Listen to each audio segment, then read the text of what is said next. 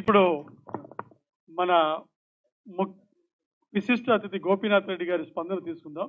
వారు చాలా దూరం వెళ్ళాలి, ఒక ముఖ్యమైన ప్రోగ్రాం నుంచి వచ్చారు. వారికి ముందుగా సత్కారం చేస్తున్నాము. ఆ సత్కారం అనంతరం వారి స్పందన, వారు బయలుదేరుతారు. మీరు రండి ప్లీజ్, మీరు రావాలి ప్లీజ్ ప్లీజ్, మీరు ఇంత టైం ఇచ్చి. మంచి మనసున్నవారు మా గోపీనాథ్ రెడ్డి గారు, అందరినీ ఆదరించువారు, ముందుకు నడిపించువారు, మంచివారు మన ముందు ఉన్నారు, వారికి వందనాలు అందించుచున్నారు మనమంతా.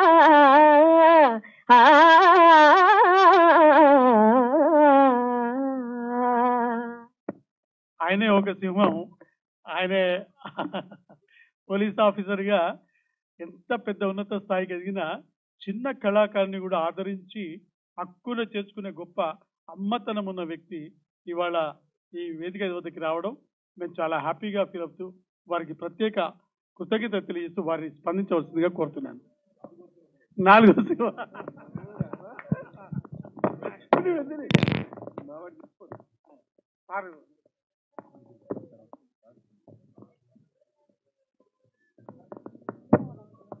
సభకు నా నమస్సుమాంజలు.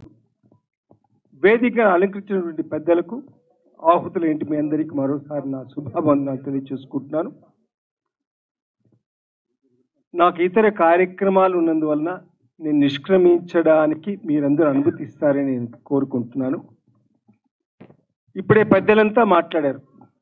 అంటే ఈ చలనచిత్ర రంగానికి, అదేవిధంగా బుల్లితెర రంగానికి సంబంధించినటువంటి ఎందరినో గుర్తించి వారిని మనతో పాటు తీసుకుని వెళ్ళాలి అని ఆలోచించి వారికి వలసినటువంటి అనేక సౌకర్యాల గురించి, ఇతరత్ర విషయాల గురించి మనవంతుగా వారికి సహాయ సహకారాలు అందించాలని ఈ సంస్థను ఏర్పాటు చేశారు మన సురేష్ గారు, విజయ్ కుమార్ గారు. మరి ఈ సంస్థ ద్వారా చాలా సేవలు అందించిన వారిని గుర్తించాలి అని భావించారు. ఆ భావనకు రూపమే ఈ కార్యక్రమం. ఈనాడు ఈ కార్యక్రమంలో ప్రతీకలు మాత్రమే, అంటే అందరినీ మనం సన్మానించుకుంటామంటే అది అబద్ధం. మరి మురళీమోహన్ గారు అంటే వారు ఎప్పుడు వచ్చారు? 50 సంవత్సరాలంటే ఒక జీవిత కాలంలో ఎంతో పెద్ద, అది ఎవరు ఊహించలేనటువంటి కాలం. అంత కాలంలో వారు ఎన్నో ఒడిదుడుకులు తట్టుకొని ఈ రంగానికి సేవలు అందించడమే కాకుండా ఇతరత్ర రంగాల్లో కూడా సేవలు అందించారు. అలానే మనం ఇప్పుడే సన్మానించుకున్న ఇతరులు కూడా, మరి అటు నరేష్ కానీ, మా కృష్ణారెడ్డి, అచ్చిరెడ్డి గారిని కానీ, అంటే వారి ద్వయం వారు ఇన్సెపరబుల్ ట్విన్స్. అట్లా వారిద్దరూ ఎప్పుడూ కలిసే ఉంటారు, కలిసే కార్యక్రమాలు చేపడుతుంటారు. అదే కృష్ణారెడ్డి గారికి చేసిన అది అచ్చిరెడ్డి గారు చెందుతుంది, అచ్చిరెడ్డి గారు చేసిన కృష్ణారెడ్డి గారు చెందుతుంది. మరి అదేవిధంగా ఇప్పుడే చంద్రబోస్ గారికి చేసుకున్నాం. మరి ప్రసన్న గురించి చెప్పాలని చాలా విషయాలు నాకు తెలుసు, కానీ ఇప్పుడు సమయం కాదు. కాబట్టి అంటే వారందరినీ ప్రతీకలుగా మాత్రమే గుర్తించి ఇక్కడ తీసుకుని వచ్చి వారిని మనందరం కలిసి సన్మానించుకున్నాం. సురేష్, విజయ్ వీళ్ళిద్దరూ ముందున్న వెనక అందరూ కలిసి చాలా మంది పనిచేశారు ఈ కార్యక్రమాన్ని జయప్రదం చేయడానికి. వారిని కూడా సభాముఖంగా నేను అభినందిస్తున్నాను. ఇక ఎందరో ఈ రంగంలో తాము కాలు ఉంచాలి అని వస్తూ ఉంటారు హైదరాబాద్. అంటే హైదరాబాద్ ఇప్పుడు మన భరద్వాజ్ గారు చెప్పారు, అయ్యా మేము అక్కడ చెన్నైలో అందరం కలుసుకునే వాళ్ళని. అది పరాయి రాష్ట్రం కాబట్టి తెలుగు వాళ్ళంతా కలుసుకునేవాళ్ళు. ఇప్పుడు మనం అమెరికాకు వెళితే తెలుగు వింటే ఎవరండి మీరు అని అడుగుతాం. అంటే ఎందుకు అంటే తెలుగు వాడేటప్పుడు ఆత్మీయత వచ్చేస్తుంది. ఇది అంతే, మనం పరాయి రాష్ట్రంలో ఉన్నప్పుడు అందరం కలుసుకుంటుంటాం, కానీ ఇక్కడ ఎప్పుడో ఒక రోజు కలుస్తాంలే అనే భావనతో మాత్రం అందరం దూరం అవుతుంటాం. అది ఇంకొకటి అనుకోండి, ఇంకొకటి అంశము, దానిపైన ఇప్పుడు చర్చించాల్సిన అవసరం లేదు.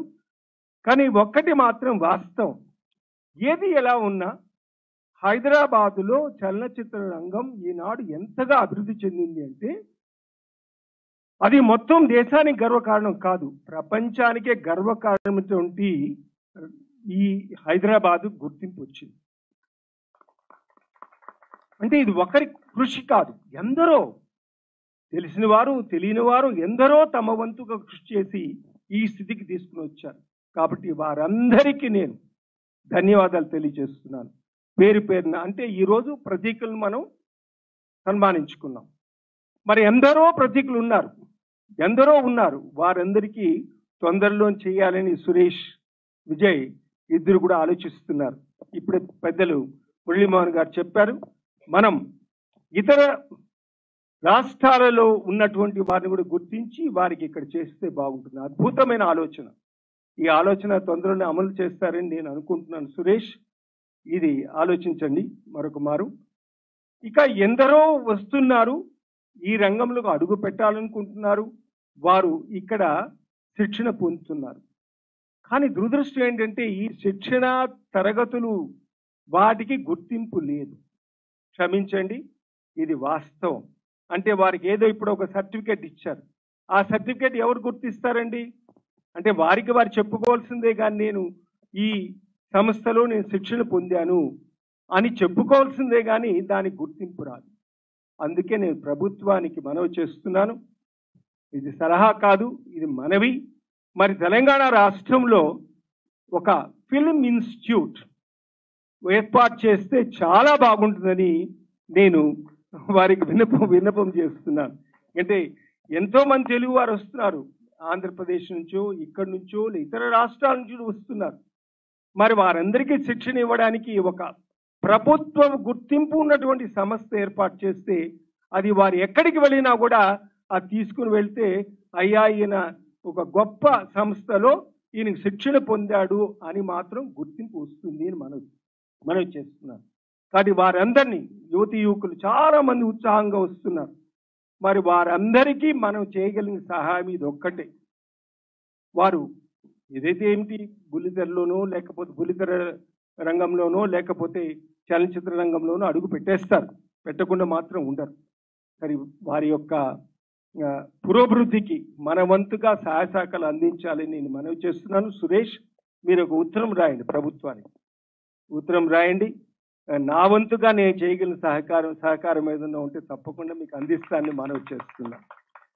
సో ఇంత చక్కటి కార్యక్రమం రప్పించి మరి ఎందరో పెద్దల మధ్య నన్ను కూర్చుని పెట్టి నాకు కూడా సన్మానం చేసినందుకు సురేష్కు, విజయ్ కుమార్కు ప్రత్యక్షంగా ఎందరో కారకులు, వారందరికీ నా కృతజ్ఞత అభివందనలు తెలియజేసుకుంటూ సెలవు తీసుకుంటాను. నమస్కారం. Thank you sir, thank you so much. Thank you.